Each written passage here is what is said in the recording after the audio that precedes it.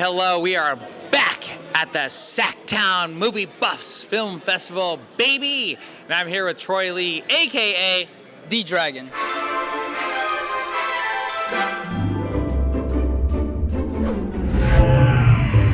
Hey-Ho Studios. D-Dragon, baby. Tell us about you. Tell us about your movie. Yeah, so my name is D-Dragon. I am the team leader of a YouTube film group called Shutter Films. We're mostly based on YouTube.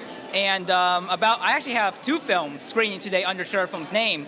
The first one is a film I produced. It's a Korean drama, probably Sacramento's first Korean drama, shot in Davis, California. Not their last, though. Am I right? We'll see Unless you make another one. Yeah, we plan to make it number 2 at some point. There you go. Yeah, so basically what Two Sides is about is basically a Korean drama about this kid named Jae-min, who's like a poor restaurant employee, mostly what college students come out as, well, start off as to be exact. And he crosses paths with this girl named Hana, another Korean lady. And of course, just like in every Korean drama, everyone crosses paths by coincidence, and of course everyone has there's like two sides to everyone's lives. So that's what this film displays in the Korean drama. But you kind of have to go see on my YouTube channel to find out the whole story. Yeah, what is your YouTube channel? Shutter Films. Or Shutter Films? Yep, Shutter Films, or just type in the search bar at Shutter Films 2019. And then it's the one with the yellow logo with the Shutter cover. So yeah. Mm-hmm. Awesome. So tell me about you. So when did you start filmmaking? I actually started filmmaking. Well, I started filmmaking for the first time when I was a sophomore in high school, and believe it or not, I didn't take it seriously until I was let go from tribal police. I felt like my law enforcement career wasn't going to work out. Tribal police? Yeah, I was a cop on Native American soil. Really? Yep. Oh, I didn't know that. Yep, Shingle Spring Band of Miwok Indians. Wow. What did you do? I was a non-sworn police officer because on Native American soil, for those that are Native American, you probably know this, you don't need a certificate to be a cop on Native American soil because they have their own set of laws. So basically I did police work on Native American soil. And then after that, after I got let go, because tribal police, you're not under state laws, you're not protected by the state, no union, that type of stuff, I eventually took my film career a little bit more seriously. And then, of course, I got a new cast and crew, and... You threw the last one to the curb. What's up? You said you got a new cast and crew.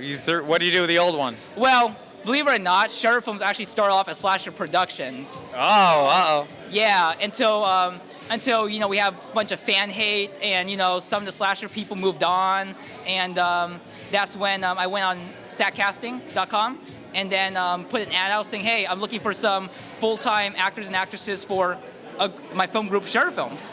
And then that's when some people came and go, but of course, as of right now, I still have a permanent team. So yeah. A what? I still have a permanent team. Oh, okay, Yeah, good. So part of the team's still around. Yeah, part of the team's still around. Some moved on. The good guys stuck around. Yeah, the good guys. Yeah, the ones that are very loyal to me stuck around. It's all about the loyal, man. It's all about the loyalty, Yeah. So tell us about the two films that were on were on the big screen today. Yeah, so I already talked about Two Sides. I'll talk about Rise of the Collapse. So Rise of the Collapse was a part of Sacramento International Film Festival's 40-hour challenge. Oh, there you go. Wow. Shout out to 40-Hour Film Festival. I did one back in the day, 2015. Oh, wow. Yeah, that was fun. That was a lot of fun. Yeah, I'm all about that. But yeah, and I decided to do a zombie film because I'm all about CGI, special effects. I have quick access to them. It's because I know in the regular world or in the high quality Hollywood film world, it takes a year or several months to create a simple CGI effect or CGI in general. For me, I have access to phone apps, subscriptions, that type of stuff, so I can get CGI within like a few minutes. So I did that for the 40-Hour Film Festival. It was called Rise of the Collapse. So a little bit about Rise of the Collapse. It's based off of Ace Gardner's The Collapse. It's a prequel to that film. Oh, wow. So basically, it's kind of like the beginnings of the zombie apocalypse. Okay. Yeah, because my favorite parts of zombie apocalypse is watching society fall within a few minutes over a virus, zombies, that type of stuff. So this is kind of like... What gave you that idea? I would say The Walking Dead. Oh, okay, Yeah. okay. And this film was inspired off of The Train to Busan and the video game Left 4 Dead. Oh. Because I actually grew up playing Left 4 Dead. Actually, most of my film inspirations are video game based. Wow, interesting. Okay. Yeah. The one video game that that I liked was Friday the 13th. You ever play that one? Where you get to play Jason? I actually have, I actually didn't get into horror films so later. Well, not horror films, horror games. Horror games. So later on, actually. Is Left 4 Dead is that zombies? Like Yeah. so? Okay. It's a PC zombie game that you can get on Steam. I believe the creators of that game went on and made another game. Oh. But yeah, and actually there's some zombies in my film that are from Left 4 Dead. Like if you can spot the Charger, the Hunter, the Witch. The one thing cool about Left 4 Dead is that you know how you watch World War Z or Walking Dead, all the zombies are pretty much the same. Right. Yeah. Yeah. Yep. Compared to Left 4 Dead, like depending on who you were before you got infected, you could be a hunter, you could be a charger, you could be a witch. Oh. So I had a couple of those references in my film Rise of the Collapse, and just a little synopsis of Rise of the Collapse. Rise of the Collapse is basically about this Air Force pilot who's struggling with family issues. Like his family's like so distant from him because he's just so prioritized with his military career. The next thing you know, a zombie apocalypse hits, and then it's up to him to try to save his family. And you can see the details in the film on my channel. So yeah, since I'm assuming you guys are not here at the IMAX. So yeah. Well, yeah.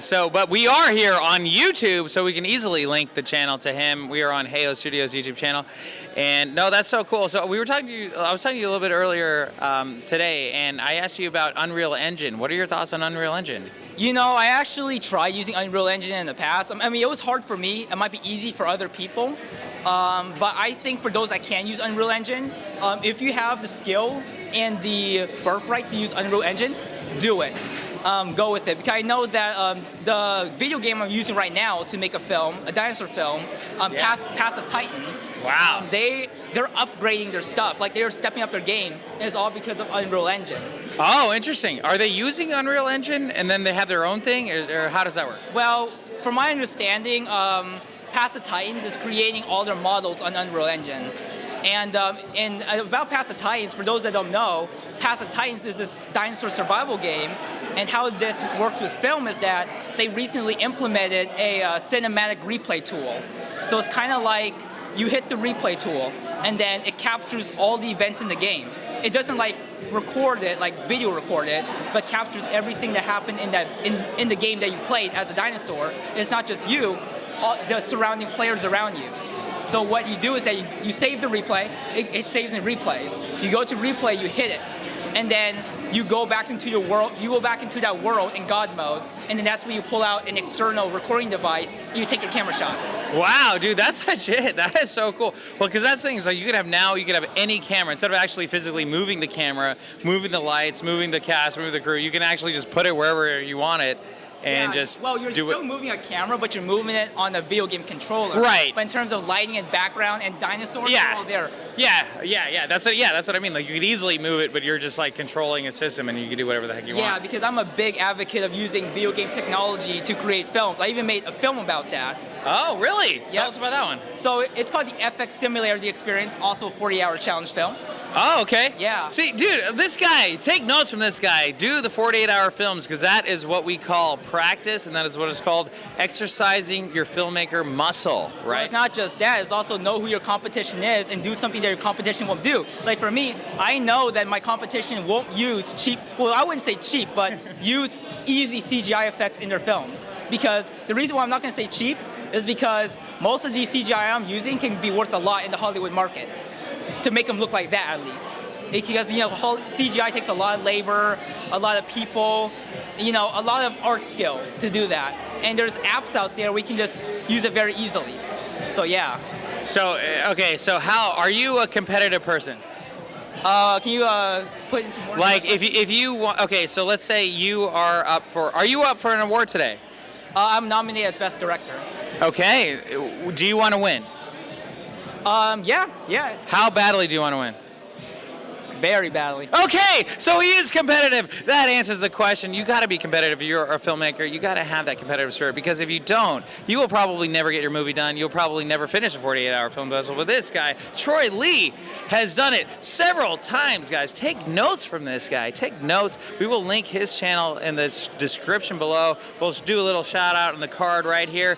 And in the meantime, hit that like button and subscribe for more, because we're going to be talking to some more filmmakers at the Sacktown Movie Bus Film Festival at the Esquire IMAX Theater, where we're taking it to the max. What do you have to say, Troy Lee? I would say have a good day. Have a good day. Thank you, and good night.